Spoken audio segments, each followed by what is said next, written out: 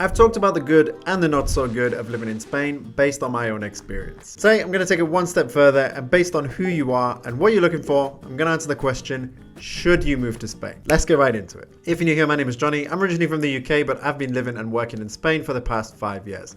On this channel, I talk a lot about my experience living here, a lot about the financial aspect of living in Spain, as well as sharing about investing and my own travel experiences as well. So I recently made a video where I gave my opinion on Spain after 5 years of living here. You can check out that video up here if you haven't watched it already.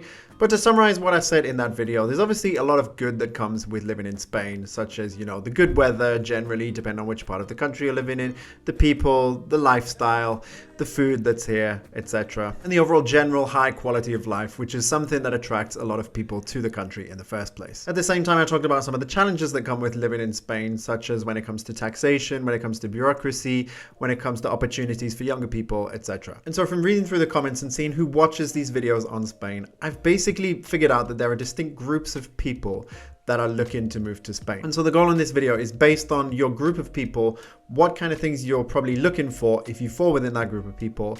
I'm going to rank from most suitable to least suitable who Spain is best for. So starting with the groups of people who I think a move to Spain can be a really nice move for, down to the groups where I think it could be a little less suitable due to certain factors. So starting with the first group of people who I believe Spain to be a very suitable destination for if they're looking to move here are retirees or people who are not economically active in the country. Because if you're a retiree or you're a person who's not economically active, then most likely what you're looking for in Spain is the quality of life and to be able to enjoy the benefits that the country has to offer.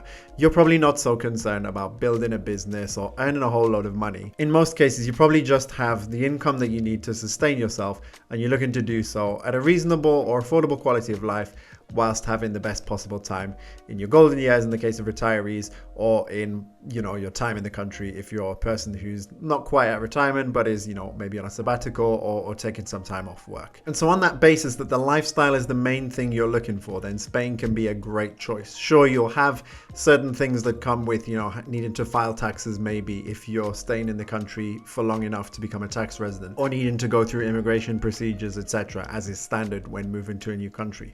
But probably these things are minor inconveniences, and the benefits that you'll get from the lifestyle and being able to enjoy your life in Spain will more than outweigh those inconveniences or those downsides. Equally, in most cases, as I mentioned, you probably just got enough income coming in, or perhaps even savings in certain cases, to sustain yourself. Then you're probably not going to have to deal with some of the high taxes that come as you go further up the personal income tax brackets in Spain. And as I say, if you're in this group of people as well, that's probably lower down the list of priorities anyway. So for retirees or people who are not economically active in Spain, then it can be a great choice for a move abroad. All right, the next group of people where a move to Spain can possibly be very suitable for them, depending on the circumstances, are digital nomads. Now, when I'm talking about a digital nomad here, I'm talking about someone who, has primarily their business or their job is completely online, and they're much more mobile, they're frequently moving around. So Spain might just be one stop for them as they travel around the world on their digital nomad journey. And so again, because of the quality of life that Spain offers, then it can be a really attractive choice for digital nomads. However, I think there's 3 situations that a digital nomad can be in where they will, be able to maximize the benefits of being in Spain. So I'll go through them now. So the first situation where it could make sense for a digital nomad to come to Spain is if they're a digital nomad on a modest income. That's where they're making a comfortable amount of money to live good in Spain and enjoy the benefits, but they're not necessarily focused on maximizing wealth or really making, 6 figures a year, for example. They're probably just more focused on trying to make the money to live the life they want whilst enjoying the benefits that whatever country they're visiting has to offer. And so as a result, Spain is often in the mix for popular destinations for digital nomads. And so in this case where you've got a comfortable income, you're not looking to maximize your income, build wealth, build a huge business, then Spain can be a great option here because again, similar to the first group, you'll get the benefits of the lifestyle and everything that Spain has to offer without necessarily feeling the pinch of the high taxes, because you're not looking to maximize your income like that, and you're just looking for a more modest salary to keep you afloat whilst you're in Spain. The second case where it can work out nicely for a digital nomad is in the case where they are more of a high income earner, but they're able to take advantage of tax breaks like the Beckham law, for example. So to understand this one, an ordinary Spanish tax resident is typically someone who either spends more than 183 days in the country during the tax year, which runs from January to December, or is someone who has the center of their vital interests based in Spain. That can be that they have a primary residence in Spain, they have their main economic activity in Spain, or they have a partner, spouse, children all living in Spain. And in the case that you're considered an ordinary Spanish tax resident, you'd pay income tax on your worldwide income from every country that you earn income from. And those personal income brackets can go up to 45-50% at the top bracket, depending on which autonomous community you live in. However, in the case of the Beckham law, this gives people who haven't lived in Spain for the past 5 years the opportunity to relocate and pay a 24% flat rate on income up to 600,000 euros for a period of up to 6 years. And that's only on Spanish sourced income as well.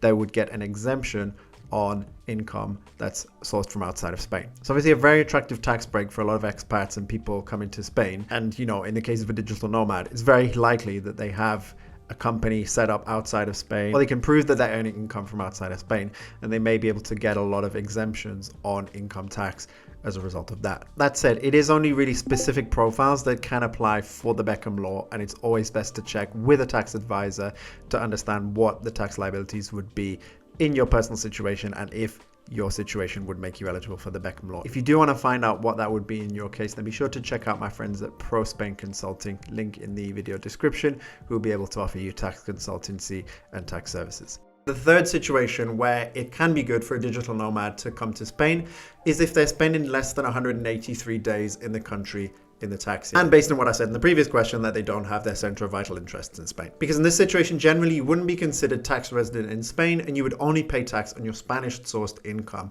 were this to be the case. And so you might set yourself up in another country, but you might want to spend, 3 to 4 months of the year in Spain, for example.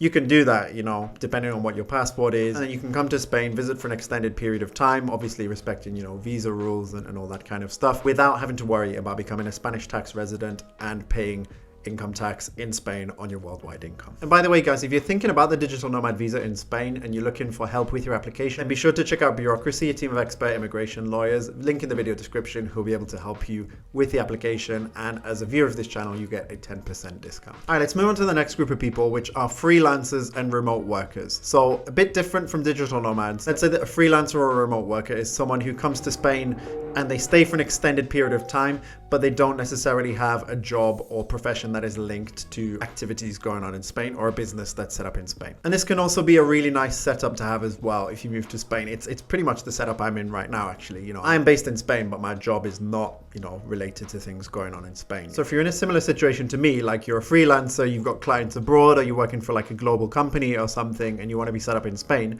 then as I say, it can be a really good setup. Because typically, not necessarily guaranteed, but I would say most likely, you got a higher income than probably a similar paying local job.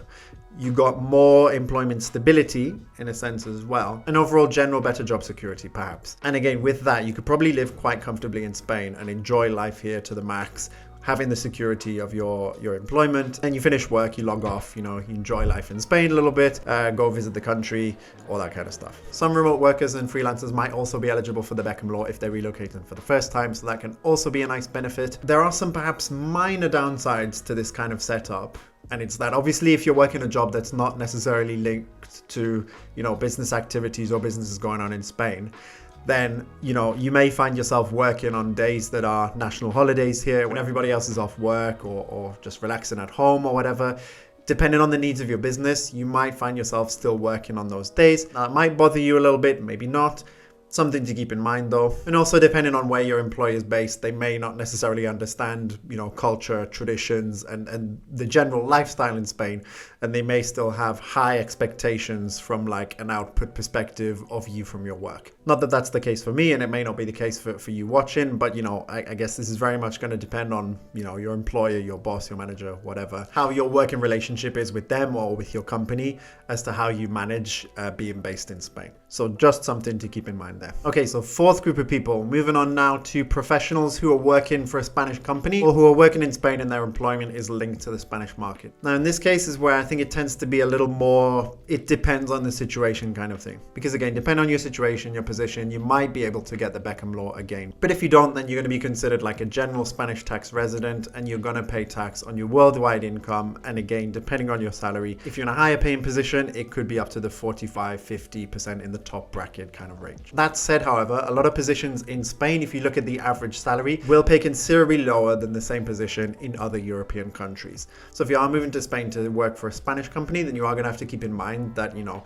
salaries and general compensation packages are lower than the European average and lower than, you know, Northern European countries, as one might expect. That means that as a result, you won't necessarily enjoy the same quality of life as someone who maybe works for a remote company or an employer based abroad, for example. And your money won't stretch as far, you know, the kind of accommodation or where you live. You might have less choice compared to someone in the previous situation that we talked about. Not an impossible situation, nevertheless, but if you are motivated by money, then do consider this point and think about whether working for a Spanish company is the best thing financially for you, if that's a key concern. You may also end up in a situation where employment is a bit more precarious. You might have temporary contracts that end up being extended before they become a permanent contract, if they become a permanent contract. Although by law now, this in theory has to stop after a certain point. And in the past, I've heard it being said that, you know, jobs linked to the Spanish economy, generally, you know, when times are good, great, but if things are going bad, then it's not so great. Right now, Spain has one of the fastest growing economies in the EU.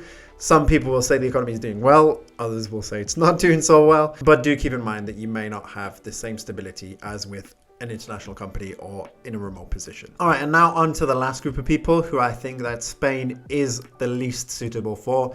And I would say this is entrepreneurs. Now, when I say entrepreneurs, I mean someone who wants to settle down in a country, build a business. It can be online, it can be digital, it can be doing business in Spain, it can be doing business outside of Spain, but basically someone who wants to run a business and they have their long-term residence set up in Spain. I think there are better choices than Spain for this group of people. I think if someone is in this group and looking to move abroad, Spain would not be the top of my list in this respect. Because let's assume you go down the autonomo route, which is the self-employed route in Spain. You're making social security contributions every month, regardless of how much you earn.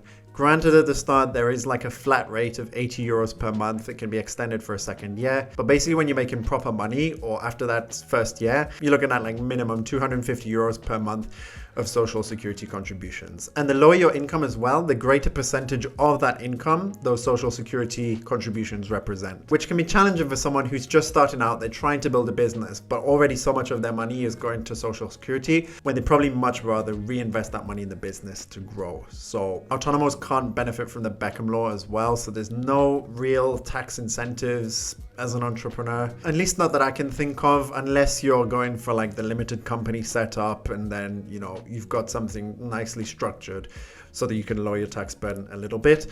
But I think it's highly bureaucratic, both from the autonomo perspective and from the managing a company perspective, if you're running a business here in Spain. If you're thinking somewhere in Europe with like a similar quality of life or similar way of life, then Cyprus can be a good option. The UAE, very popular at the moment as well. There's a whole load of countries worldwide where you can have like an efficient business setup. There's more tax incentives, less bureaucracy, easier to get set up.